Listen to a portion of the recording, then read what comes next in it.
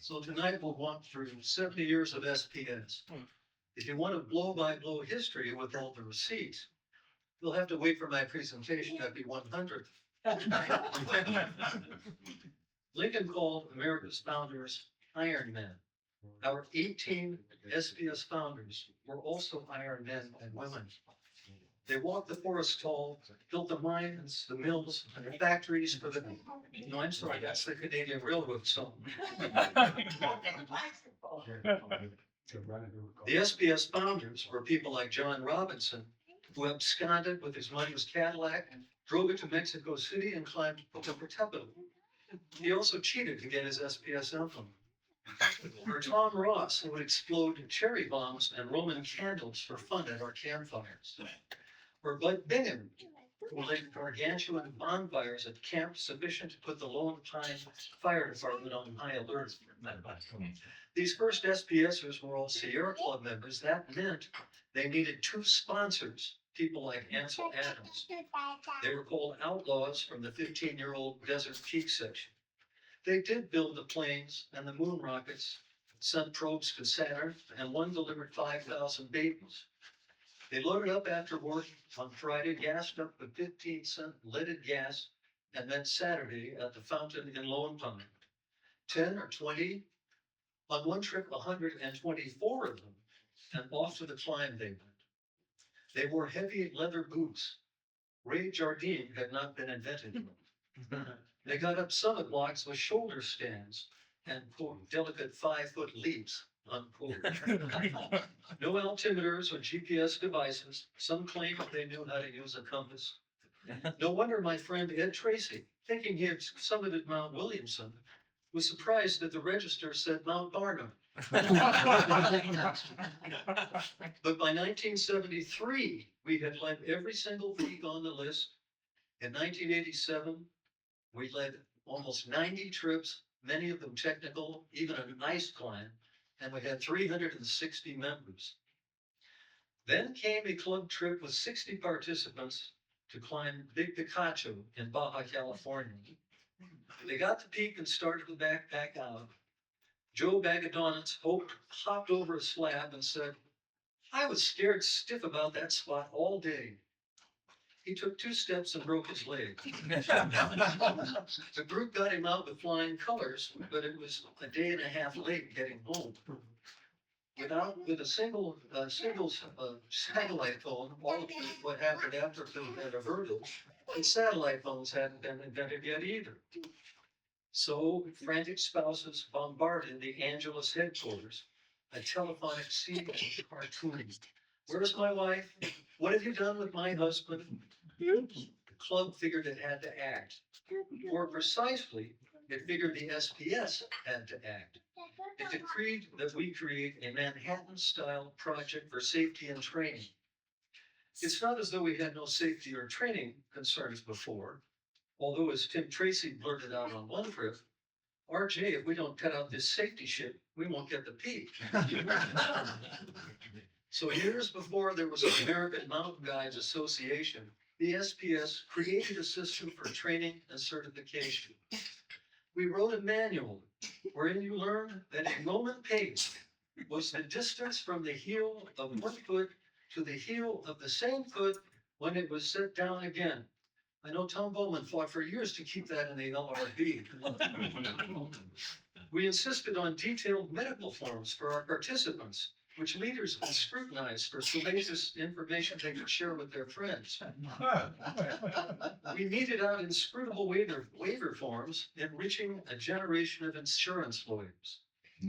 Now, top leaders had to fly through the air trapeze-like and execute a left-handed upside-down ice axe arrest, and employ complicated force multiplier theories to assess the strength of rock anchors, mindful of many cheerful facts about the square of the hypotenuse.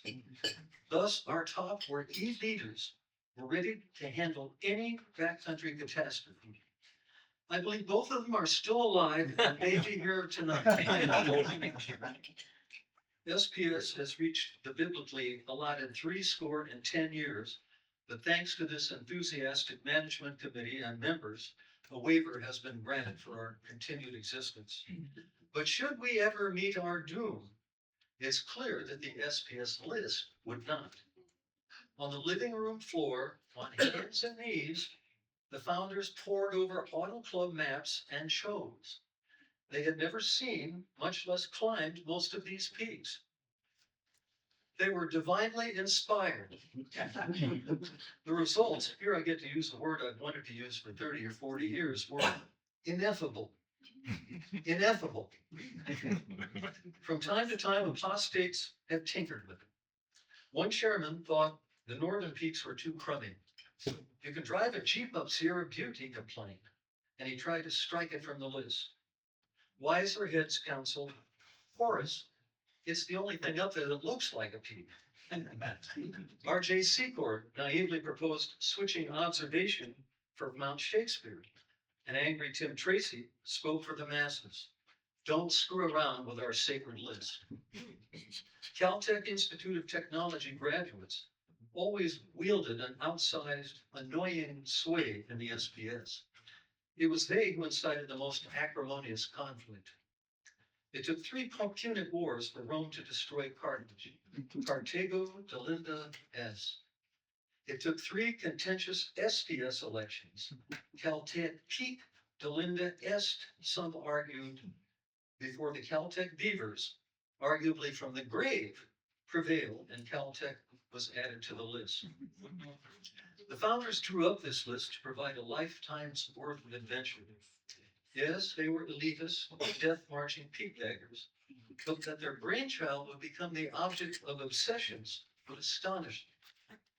The third Diagnostic and Statistical Manual of Mental Disorders, DSM-3, describes, quote, list bagging addictions.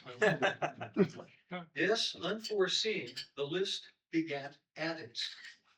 Not me, I'm no addict. I quit cold turkey last year. You can spot some of these poor souls here tonight. Michael Chameau. SPS promotes this aberrant behavior. It begins with the emblem. Well, surely you can go on to the senior, but you can't stop then, not without achieving the mastery. And after that, after the list, after you've climbed every known bump higher than a burial mound, you still have to go on and on. When Bob Pickering achieves his 31st Smatco emblem, he can start at number 32. 50 years ago, I first climbed Mount Inyo. I spotted an entry in the register from January 1950, which was 2 months before I was born. The signer was a co-ed from San Diego, Barbara Lilly. Our most accomplished member and an SPS founder, she was climbing 75 years ago. As always, Bobby, I salute you. I'll close as we did at the 25th anniversary banquet. We agreed with John Muir that the Sierra is a holy land. We have nurtured a love affair with this holy land, and the love affair continues. All right. Well, first off, I'd like to thank everybody here for inviting me to speak at your banquet. This is quite the honor. As Doug correctly stated, all of us are somehow tied to the Sierra Club because specifically of the SPS, and that's really what gets you hook, line, and sinker. I'm very honored to be here among a bunch of legends, and I've never really been starstruck before, but when I heard that Barbara was here, I got a little nervous. So nice to meet you. I know, but it's funny. We always used to make fun of Iris because I guess when she met Barbara, she was really nervous, and now I get it. So I can't make fun of Iris anymore. So, but okay. So I've been asked to speak. At first I wasn't sure if I'd have enough material, so I just kind of sent 3 topics over to Jason: Sierra Club, El Salvador, Japan, and as I started compiling the slides, I realized, okay, maybe I have too much here. So I'll start with the Sierra Challenge, see where we land, and if you guys want more, I got more. So we'll get going. So about the Sierra Challenge. So this was started by Bob Bird in 2001. And many of you who find out about this, you go on this old website, and it's the most basic kind of website you could find. So this is kind of what people see when they first learn about the challenge. So we go next. You get next. Okay, so who am I? As Jason accurately mentioned, my name's Sean Casserly. I'm 35 years old. I live in San Jose. I work in semiconductor industry. I'm married with 2 kids. My hobby is peak bagging. I think many of you know what that is. Category, I consider myself a weekend warrior. Actually, nowadays, I'm more of like a day warrior because I have to be back for, bedtime. And my strength is driving. I was able to day hike the Hermit and then drive all the way from Bishop to San Jose. I'm most proud of the drive on that one. And but aside from that, I'm not really a strong climber. I'm not fast. I'm not that fit. So I just am okay at a lot of different things. And what I'm known for is I currently lead the Sierra Challenge. And by lead, I mean I'm the lead organizer. I don't really lead during the challenge because I'm one of the slowest guys, but I put the website together and choose the peaks and these kind of things. Now, what is the Sierra Challenge? Some of you may know, but I'll just give a little background so in case you do not. So the Sierra Challenge is essentially 10 straight days of hiking to different peaks. It was inspired by the Tour de France. And essentially, you start from the north and then you work your way down south. The first Sierra Challenge was for Bob to get all the emblem peaks. So he started with Matterhorn and went all the way down to Olancha. And he climbed, I think, or targeted to climb 10 of the 15 emblem peaks, omitting some that are more in the middle or towards the west, right? And then after that proceeded a second and a third, and the peaks, then became Mountaineers Peaks and SPS Peaks. And then now we're climbing peaks that don't have names, and I have to just choose a name so people know what we're doing, because peak 12, 351 doesn't really sound that great. So that's the challenge, and we're approaching our 25th running. So to get started, I have trivia. So can anyone here say who is the youngest person to participate in this year challenge? And the photos of the peak are a hint. So let's see, any guesses?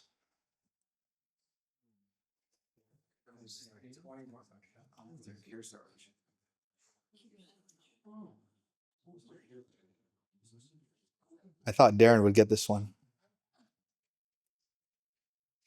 No guesses? If there's no guesses, I'll have another question, but that's the peak.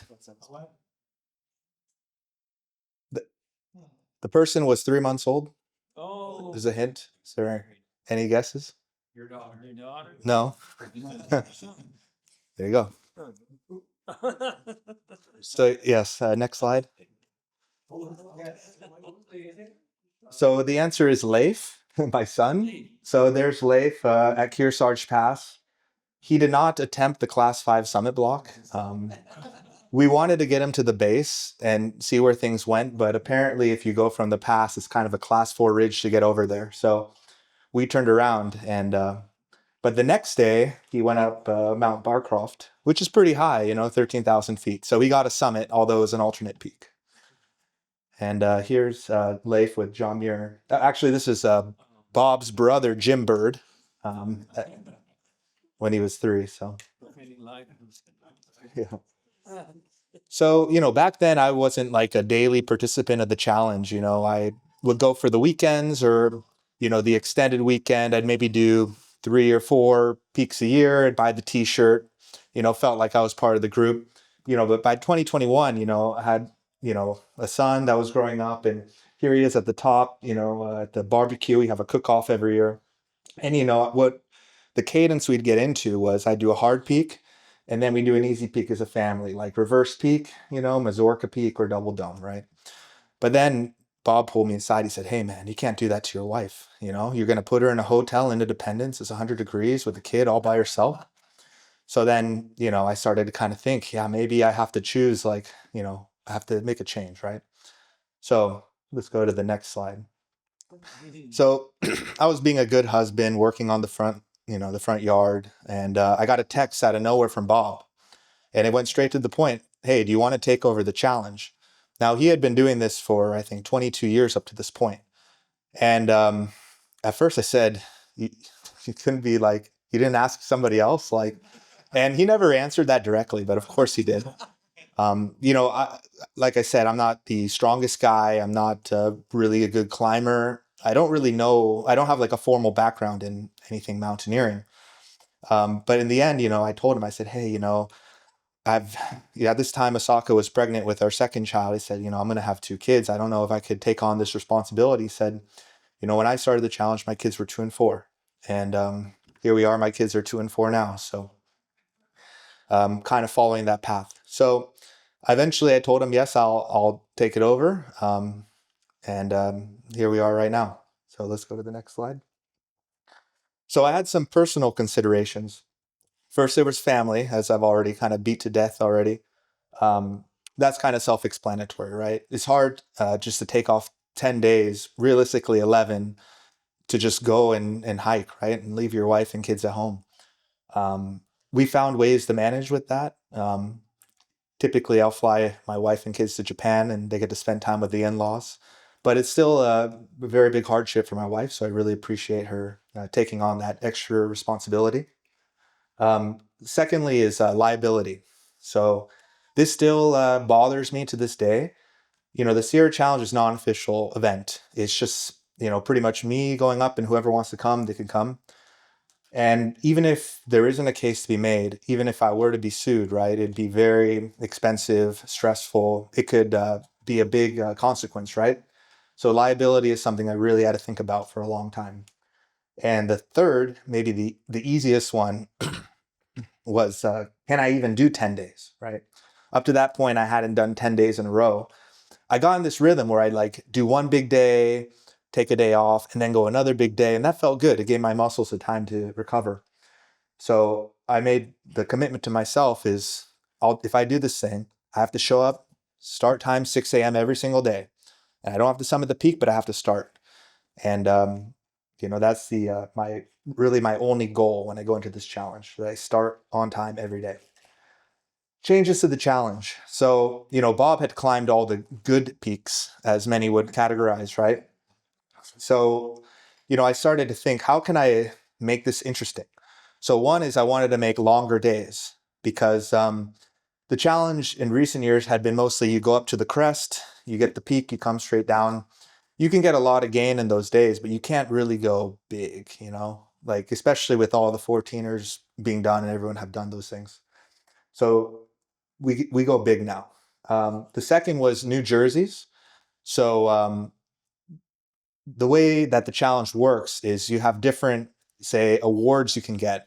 Who has the fastest time to climb all 10 peaks? Who can climb the most peaks within that 10-day span? Who is the best performer under 25? Who is the best performer over 50, right?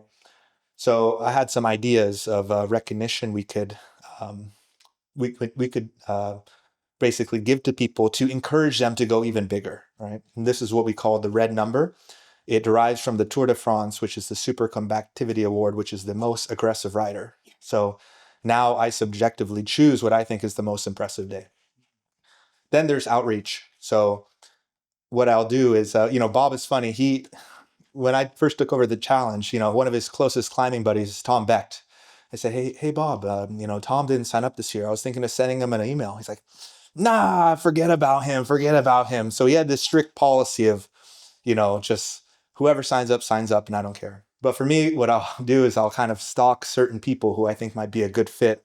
And I'll kind of ping them on the side. Hey, man, you want to come try this out? And so I'm trying to target the right people to do this. Now, peak selection criteria. So I have a strict set of rules. And the number one rule is I have to choose a peak that Bob hasn't climbed. And this is very difficult. Because everything with 300 feet of prominence, that's day hikeable. He's done. I mean, he's day hiked the whole SPS list, right? So that's a challenge. The second challenge is P262. Now, people may not know where this derives from, and I'm not going to go all the way into it because honestly, I don't even understand it myself. But the SPS region, the Sierras, if you look at the topo map, is done in meters. And to qualify as a peak by some people's standards, you need 300 feet of prominence. Then you have all this back and forth about, optimistic prominence, clean prominence, average prominence. List of John uses average, Peak Bagger uses clean.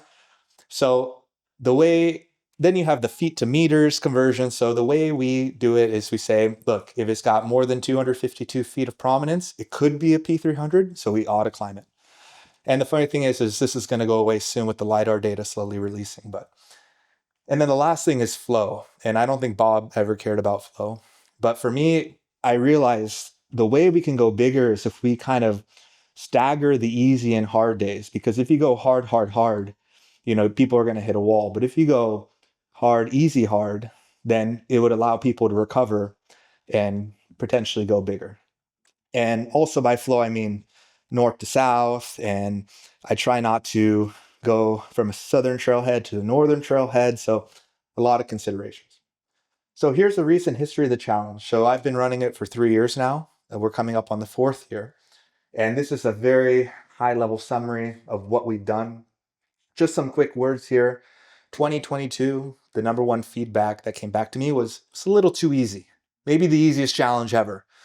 But, hey, I had to finish it, right? So then 2023, okay, too hard for me, like way too hard, too much gain. So, but everyone else liked it, just not me. And then 2024, people said, okay, yeah, that's fair. But the easy days were too easy. So, okay, I'm working on this. So if we go to the next slide, you'll be able to see kind of in a very simple graph what we're talking about in terms of mileage and elevation gain. So 2022, as I mentioned, it was very easy. We're talking 170 miles over 10 days. The gain was roughly, 48,000 feet, which is essentially 4,800 feet a day. When we moved to 2023, the mileage didn't change much, went up only 1 mile, but then the gain jumped quite a bit from 4,800 to 6,000 feet a day. And then 2024, which I found was a nice sweet spot, we came down on the gain to about 55, but then the mileage shot up. And I thought this was kind of an appropriate level for the challenge. So since I've only been kind of having ownership of this for 3 years, I decided to focus on the 22, 23, and 24 SEER challenge. So the 3 photos on the top are the trailhead photos you take at the beginning of the day. We all set a designated start time, take a photo, and then you're on your own, And it's encouraged, you find your group of people who you mesh with well, but this isn't like a led, Sierra Club outing where there's a leader, just like everyone's kind of on their own. You take the picture and then boom, you're gone, right? So I highlighted some in yellow, which I thought was kind of interesting. So the first day was Ink Rocks. This was initially called the Mystery Peak. Bob had allegedly found a peak that had not had a Sierra ascent, and he called it the Mystery Peak, and he wanted to climb it as a group during the first day of the challenge. Problem is, he left a few too many hints on his website of what that was. So I figured it out immediately. Other people figured it out. We said, hey, Bob, you got to take this down. It's too easy. So he took it down a few days later, and we thought, okay, we might be safe. So the night before the challenge, we were looking at our phone and we opened up Peak Bagger. All of a sudden, this thing has an ascent. Where did this come from? So somebody stole the peak. So it was a little bit of drama on day one. The second bit of drama on that day was the monsoon was breaking. 90% chance of thunderstorms. My first day leading the challenge. So what ended up happening is, Ink Rocks is a volcanic pinnacle in the Hoover Wilderness. It's not bolted, never climbed. No one's ever pulled on those rocks, So you don't want to climb down the rain. So I said, hey, for this day, any peak in the area will give you credit. Just don't get struck by lightning. So that was the first day of the challenge, which I thought was kind of a big challenge as an organizer, because things could have went wrong if I was hard-headed and be like, no, we're going up this thing, right? But everyone was okay. And actually, at the end of the day, I don't think one thunder struck. It was just rain, rain, rain, rain. So the next day was Price Peak, and I highlight this mileage. This was the longest hike I've ever done as a day hike at the time. So for me, that was like a big personal challenge. And, I didn't want to choose a peak that I couldn't do. And I think in the end, I actually ended up getting a bonus peak, and it was a 31.5 mile day. But that was a really beautiful day, and the gain was less than 5,000 feet. Highly recommend it.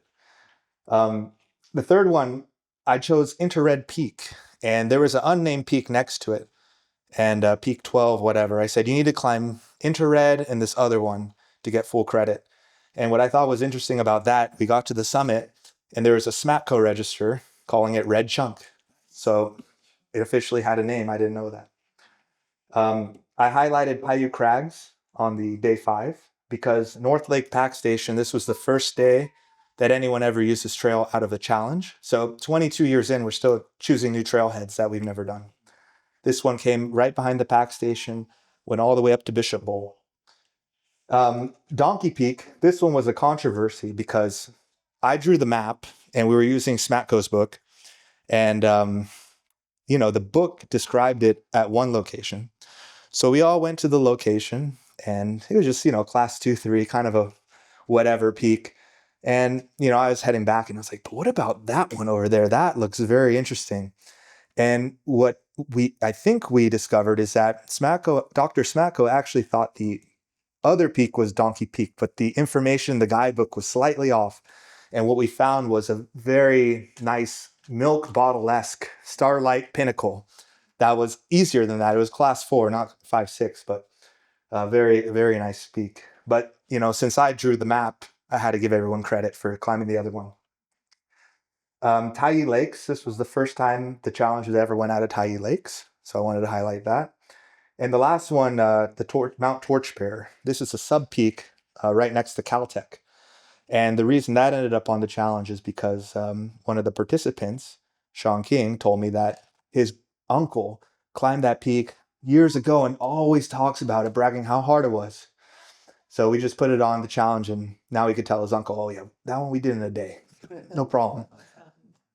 So that's the first challenge.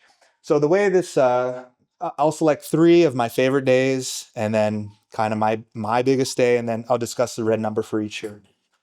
So this is Walker Mountain. This is the one where we were supposed to do ink rocks. The day almost didn't, get started. Bob didn't even join, so the weather was so bad. And then it was raining. And then as soon as we get up to the ridgeline, the rain stops and we get this beautiful, in the clouds. And we had a nice big group on the summit to sign the summit for Walker Mountain. And this is Price Peak, which I mentioned. This is one of these northern Yosemite peaks. They get trafficked by backpackers, that are in the area and they head up the peak, but not a lot for peak baggers. So we had too many people on that summit, maybe by wilderness standards, but we weren't in the group, people were staggering. And then the last one was the Citadel. So many of you know the Black Divide, and on the eastern slopes of the Black Divide, there's 3 peaks. There's Languille, Citadel, and Rambeau. So I chose Citadel. I don't even know why. And this one was spectacular. We went all the way up Bishop Pass, dropped 4,000 feet down to LeConte Canyon, up to Ladder Lake, as if you're going to McDuffie. And then instead of going up to the crest, you turn back. And at the top, there is a Petercroft register. And on the way back, you can see there's this lake. So we had to walk around the lake to go up the slopes. But Chris Henry is a swimmer, and you can see him on the right. And he decided it'd be easier to just swim across the lake. So he put all his stuff in his plastic bag, put his shoes on his back, and swam. So in retrospect, maybe I should have gave him the red number, but I thought that was very impressive. Now, I wanted to highlight this day a little more just to show you the stats. So this was my biggest day. I think Hunter was there too, wherever he went. But this was 32 and a half miles, roughly, almost 10,000 feet of gain. It took me 15 and a half hours. And, one cool little thing with the LiDAR data coming out, at the time, this was not a P300. This was a P295, and people say, oh, that's not a peak, why climb it? Well, now it's a P300, so it's a real peak. So I just chose one snippet from my trip report, and I just said, the Citadel was one of the hardest peaks on this year's challenge. Of the 7 participants who attempted the Citadel today, 6 made the summit. Dylan Doblar, Sean Reedy, Chris Henry, J.D. Morris, Tom Grundy, and Sean Casserly. Chris Henry got an Aqua Challenge point in style by wrapping his backpack in a plastic bag and swimming across Ladder Lake. J.D. Morris and Tom Grundy are still out climbing bonus peaks, most likely Panorama Point and Mount Good. The battle for the polka dot jersey is heating up. Other participants climb easier alternate peaks, such as Giroux Peak and Cloud Ripper. So that's kind of crazy that, a couple guys said, oh, this isn't enough, and went to climb more peaks after this. So this is the summary of the 2022 challenge. So maybe to give you a little background on what are the jerseys. So the yellow jersey means who can complete the 10 selected challenge peaks in the fastest time, right? King of the Mountain is who can climb the most peaks. And what is a peak? It needs to be a P262. It needs to have like an official name. There's a criteria. You can't just climb some bump, right? And I have to sign off on it. Then there's the green jersey. We call it the master climbers, or not the master climber. I actually forget what we call it, but this is the best, most challenged peaks by someone over 50. And then we have the white jersey, which is most challenged peaks under 25. So first year, Dylan Doblar, I believe this was his first challenge. He, I think, ran cross country MIT competitively, so he's like a real athlete. He was working remotely the whole week for my competitor. And he won this by a huge margin, 72 hours, 15 minutes to climb all challenge peaks. I got second place somehow. I don't know. I still don't know. We had some people who couldn't make it this year, so I got lucky. I got in there at second, and then Tom Grundy got third. And then, the King of the Mountain for me, though, is the real jersey. If you could win this one, this is the hardest one to win because it isn't really about speed. It's about like how strong are you mentally? Can you keep going? So here you can see Chris Henry climb 28 and a half peaks on this day, on over these 10 days. So the half a peak derived from the Paiute Crags. So on Paiute Crags, there's, I think, 11 crags that descend from the east ridge of Emerson. And I said, if you can climb, to get full challenge peak credit, you need to climb 2 of these crags, and one of them have to be over 12,000 feet. So he got an odd number of crags and got the half point. Then, you see the green jersey was very competitive this year. Tom Grundy, he's not going to stop anytime soon. Bob had 6 peaks, and Tom had 4. In the white jersey, this was the most competitive year ever. Dylan got 10, Sean King had 9, and Z had 8. And, the youth is on our side here. So then this is the red number, which I consider the most aggressive route. This was day 9, so people were pretty tired by this point. We started in Onion Valley, went over University Pass, and the challenge peak was the Torchbearer. So these guys decided to do Caltech Peak, Mount Torchbearer, Mount Tyndall, Polychrome Peak, 31 miles, 11,300 feet of gain, 15 hours, 30 minutes. And that was Sean King, Dylan Doblar, and Trey Hawk. The reason why I signed this as the red number is I thought it was really good style to get a 14er, and after the 14er, they're like, you know what, that's not enough. Let's do another. Then they got Polychrome. So I selected some photos from their day. So this is them coming down Caltech to the Torchbearer. You see Kern Canyon in the back. Here's Sean King on Mount Tyndall with Williamson, and I believe that's Trojan in the background. And on the left is Trey Hawk and Sean King. And I believe this is on, it's got to be on Tyndall, right? And I've included myself on the right because maybe the question will come up afterwards. People may ask, well, what is your closest call in the mountains? So this was after a very heavy monsoon cycle. And as I was approaching, let's say, University Pass, I actually fell into quicksand. And I went up all the way up to my upper thighs. And before I was able to scramble out, you can see my arms are covered with sand. So that was maybe the scariest moment for me. And you wouldn't even think about that. You see quicksand in cartoons, As a kid, you think you'll see it a lot in your life. And then I was like in my 30s, hadn't seen it yet. Okay, this is no big deal. And then it almost got me. So that was my scariest moment. Moving on to 2023. So this one, let's maybe start off. I guess West Sheep and Fourth Recess I can talk about together. My idea was, this hard, easy concept, right? The problem was, even though the mileage and gain on these days aren't huge, something about going over a pass, going down, climbing up the peak, coming down, then going over another pass is like 3 peaks. None of those days were easy days, whatever the stats say. So I kind of learned my mistake. If it's going to be an easy day, let's not go over a pass. Piscator Peak I highlighted because, again, if you're friends with me, maybe I'll put a peak you on the challenge. Chris Henry approached me and said, hey, man, there's this cool peak way back in there, and there's no information. Some people called it Dolly Peak. Some people called it Piscator. And as people were approaching it, they're like, that's not even a peak. What is that? That peak had the highest review of the challenge. People loved that peak. And I'll talk more about that a little later. Then we had Redwind Peak. This one's also known as Orange Ogre.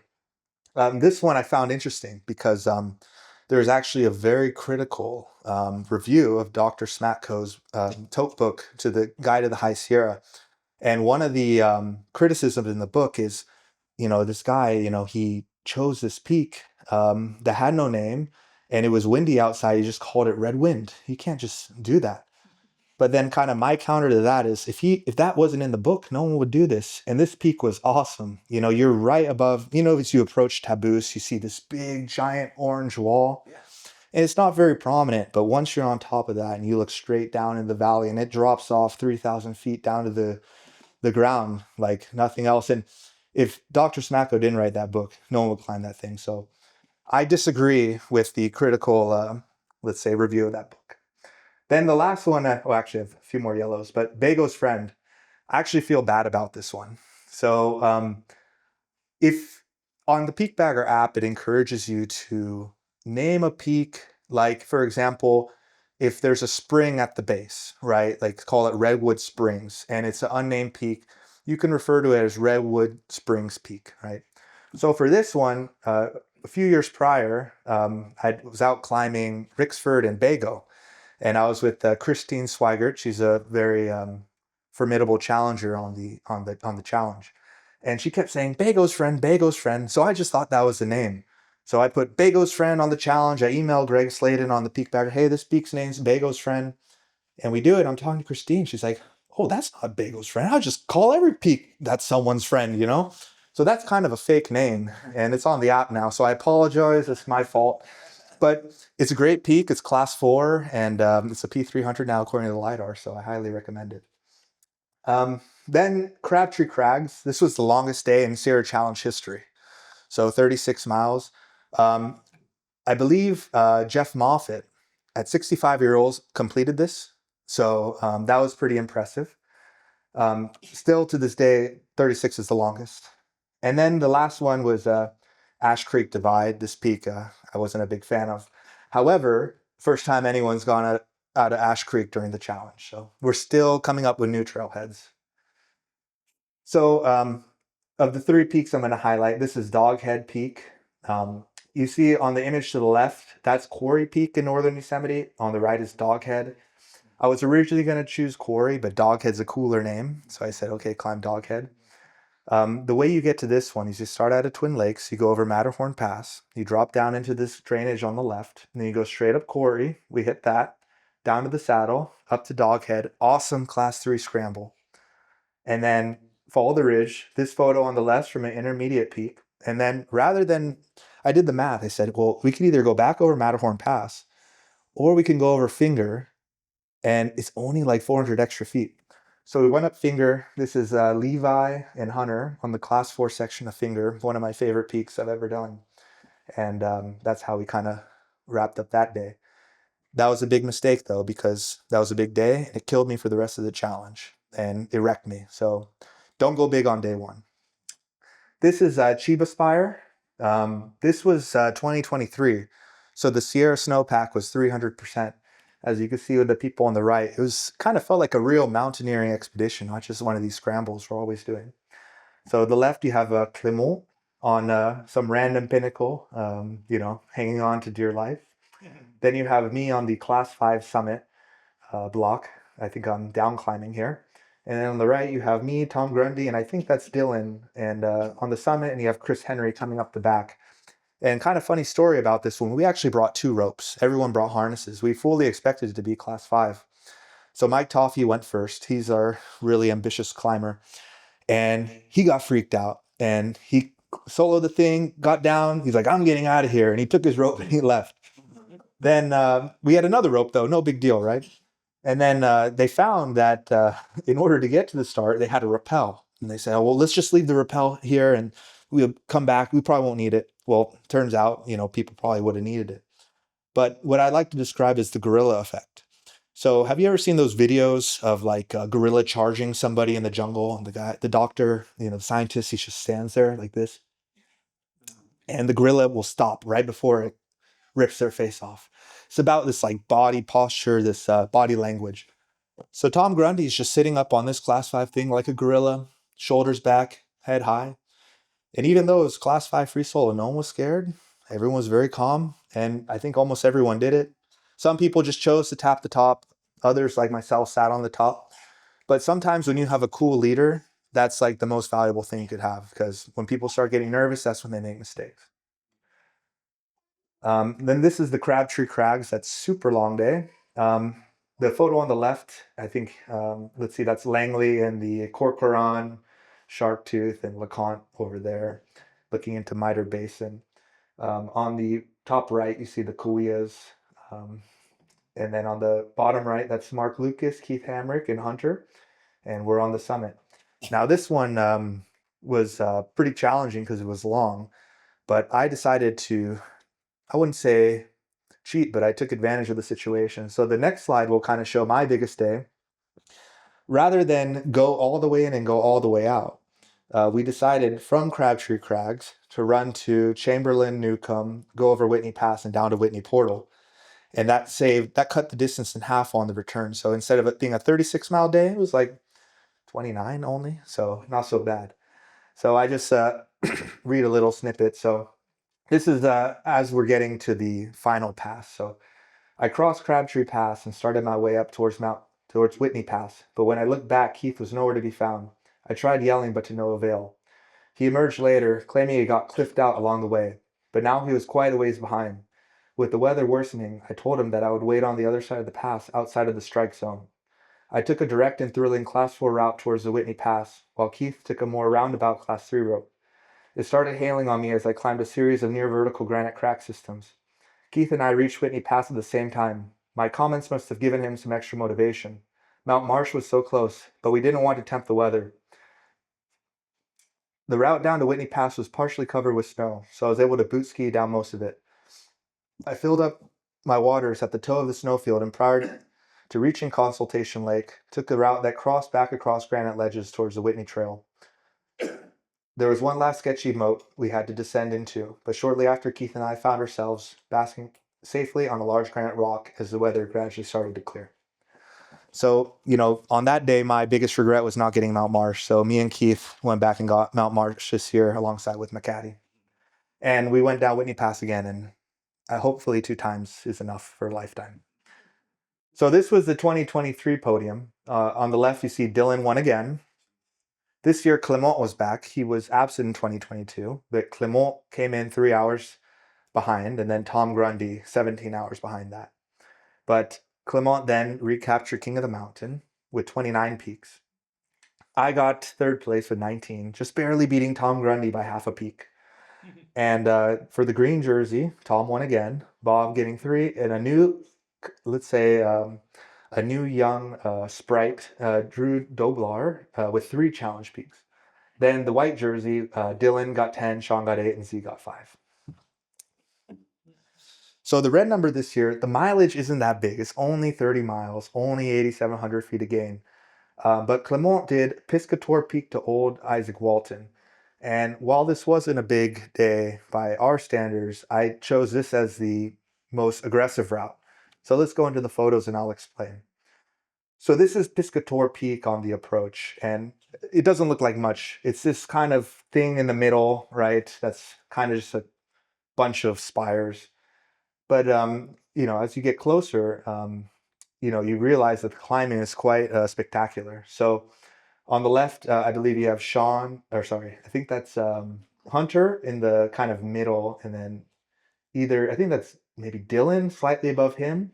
And then here you have Hunter coming up to Class 4, the guy on the top taking the photo down to him. So really good scramble quality rock. This is near the summit. There's a series of spires. You have Tom Grundy here, on what he believes is the high point, down climbing the friction slab, what you see here.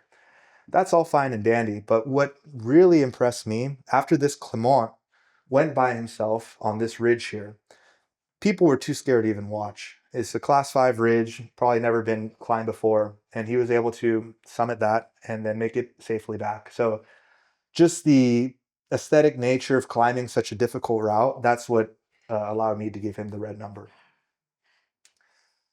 Now the 2024 challenge, and this was the most recent one.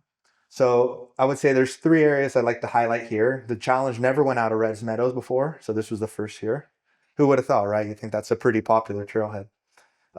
Sugarloaf Road, we went up that road. That was a first. And then Golden Trout Peak. This one was interesting because the topo map shows 3 equivalent contours. So I said you have to climb all 3 to get credit for the peak. What we ended up finding is one of them was a really nice class 4 summit block. You wouldn't expect to run across that. And we went into that hike thinking it was class 5. And I told Dylan, I said, hey man, get your rack. We're going to get a first ascent. And turns out none of us needed the rope and we all got up it. But so this is Bath Mountain. I believe Dylan actually wrote about this in the Echo. So this was our day. I actually had strep throat during this challenge. So this was very challenging for me. I was on antibiotics. You can see Dylan in the back left. We have Levi Cover. We have Chris Henry. We have Jonathan Mason.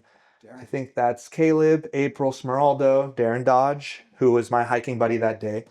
This guy totally ditched me though on the way back. He was like, man, this guy's too slow. And he took off. Tom Grundy. We got Emma Lautinen, Lucas Bravo, and the new guy who I follow on social media, who I can't remember his name. But anyways, that was great because like we're all there at the same time, and it was a really nice peak. Good quality granite. Lots of flakes. Now this was maybe the scariest peak, Paiute Crag number 2. I think I learned a lesson. Don't put the Paiute Crags on the challenge again. The rock is metamorphic and not great. So actually, if you look on the left, I'm actually standing on the summit of the leftermost photo just to give you some perspective of how big these features are.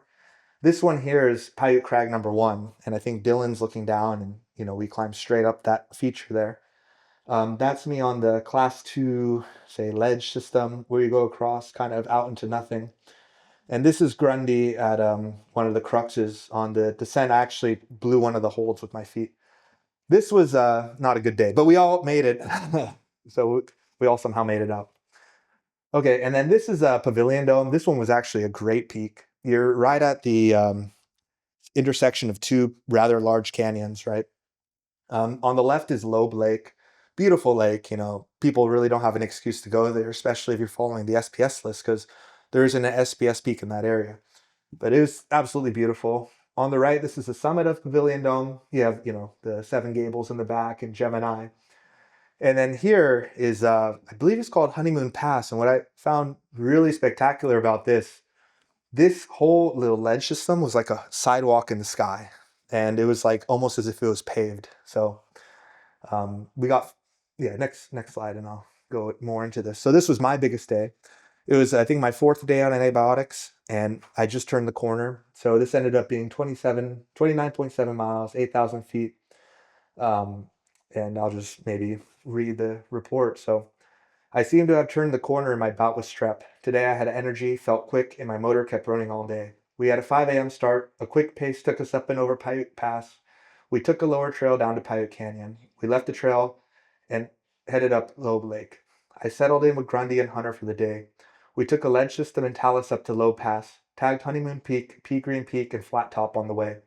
The cross-country terrain was great. Big thank you to Christine for proposing this route instead of the one I drew. We made some minor route changes on the return to access water and save elevation gain. I was alone for most of the return until I stumbled upon Tom Becht. I was dragging until he gave me a 600 milligram ibuprofen. We ran the last couple of miles of the car, making it back to the trailhead in exactly 15 hours. And you might ask why I say 15 hours here and 15:20 here. It's because we on the challenge recognize the starting point at the North Lake Trailhead rather than the parking lot. So that's the reason for that. So on this year, Dylan won again. He's like Patrick Mahomes going for the three-peat. 88 hours. Hunter, who he was here, I don't know where he went. He got second place. That's a big achievement. And then Clement got third, just missing out.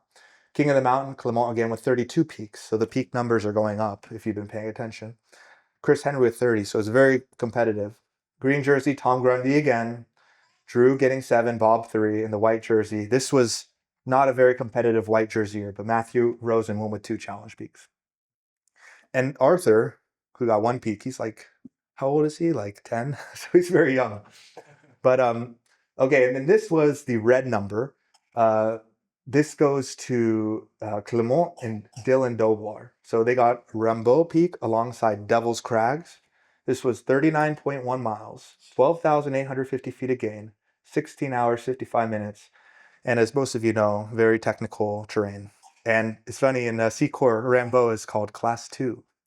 Not the case. It's Class 4 with very poor rock. So I was very impressed with this, and I think many of you are here too. That was pretty crazy. Real quick question. So the next day they go to sleep for like 3 hours, then wake up and they're ready to go on day 7? Yeah. Then we did a Mahala Joe Peak, also known as what was it called again? Piper Peak. And it's funny, that was supposed to be the rest day. But then rather than just getting that peak and going to town and having a shower, Clement went all the way up Sugarloaf Road and got all the peaks up there in the that plateau area just west of Bishop. So that was a 20-mile day after this.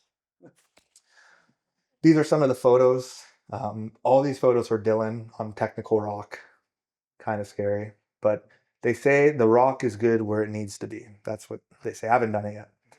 This is Devil's Crag looking at Rambeau. What I learned from the LiDAR is I think Devil's Crag number 9 is a P300 now. So that's a little concerning. Might have to go. But doesn't look like there's an easy way up that peak there. Okay. And this is, I think, the final approach here. So, and I would like to talk about the fishing. So this is Iris fishing at Tye Lakes. So, running parallel to the Sierra Challenge with the peaks, Evan Rasmussen and Jim Bird lead a fishing challenge. And every day they choose a lake, they choose a trailhead, they try to overlap with our trailhead as much as possible. They say, if you're too tired to hike, come to our RV, have a nice breakfast, have a coffee, and we'll leave an hour later and go fishing. And I convinced my friend, hey, come do this peak, and then the next day you go fishing. Well, he didn't know you still have to climb like 4,000 feet of gain and to get to the lake. So this is something that I think is a great wrinkle to the challenge, and I hope it continues. Now, looking towards 2025, this is Christine on Class 4 going up Ink Rocks. Go to the next slide. So on the left is the 2001 Sierra Challenge. This was the first ever challenge that Bob did, primarily, mostly by himself. So he chose the emblems, and only on one day he had more than 2 partners, and that was on Whitney, right? The rest, he had 1, 2, or 0. Now he summited every peak except for 2 of them. One was Ritter, which he had already done, and since no one else showed up that day, he decided to try Clyde Minaret. So it wasn't like he was tired, he just wanted something new. Well, he ended up getting off route and he did not finish. And then for North Palisade, he cried uncle. They went and did Middle Palisade, and they did not finish either. So for the 2025 challenge, which is the 25th running, I wanted to try and allow people to experience that first challenge because, he was by himself most of these days or with one other person. So I put most of the same peaks on the challenge: Matterhorn, Lyle, Abbott, Humphreys, Darwin, Split, and Elantra.